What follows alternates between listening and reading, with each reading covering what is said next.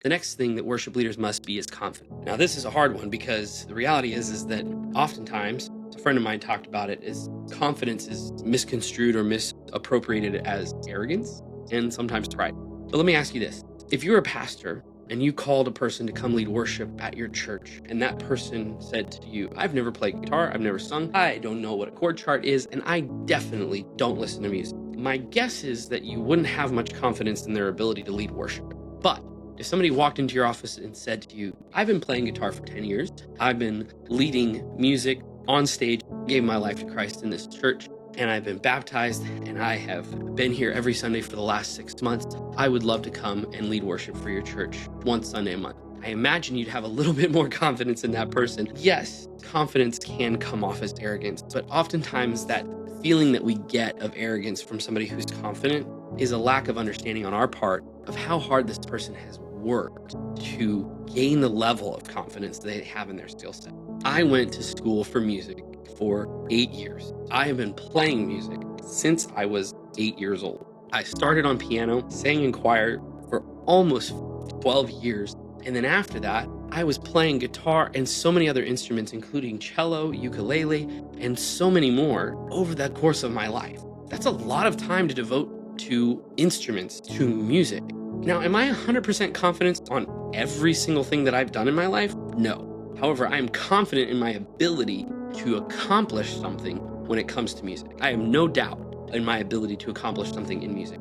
As a worship leader, you cannot walk up on stage unprepared to lead a group of musicians who are equally as confident as you in their instrument.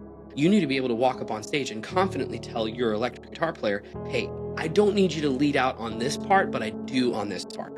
And I need to hear this lead line. And being able to hum it for them or sing it for them is a level of confidence that you need to have. And there's a level of confidence that you need to have that is above and beyond those that are serving under you. Whether it's on drums or bass or piano, you need to be versatile to be able to speak into their lives about that instrumentation confidently. Now that goes beyond just simply, I know how to play in Nashville numbers, I know how to play in chord charts. That goes beyond that. It's having a confidence to even build relationship with them. It's having a confidence in being able to work with them in their musicianship. Now let's add a dimension of difficulty to the humility factor that we need to have as worship leaders. Because what I also hear coming around the pike a lot with worship pastors out there, especially those that are close to me, is that they are in a constant struggle of wills with their senior pastor. I really don't know why this is a thing for worship leaders to be at odds with their senior pastor. Maybe there's some biblical paradigms that can be drawn between God and Satan. I don't know, but the reality is that worship leaders in the level of humility that we're talking about, recognizing, yes, on a bigger picture, your ministry is not yours, it's God's. Your church is not yours, it's God's. But God has not just called you to serve your ministry. God has called your senior pastor and your elders and your executive pastors to oversee you in the service of your ministry. Worship leaders must be growing all the time. If you are a worship leader who's standing up on stage and says, I know all I need to know, or the best possible systems, the best possible things that we could do is blank, and that's it, I'm not going to do anything else, then I have to say shame on you. Because there is no one size fits all.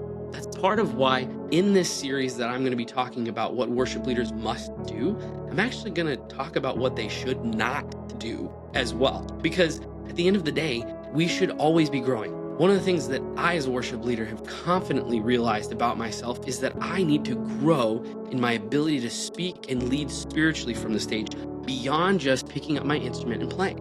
I need to get better at speaking spiritual truths to the congregation and introducing music in a way that motivates people to worship God more.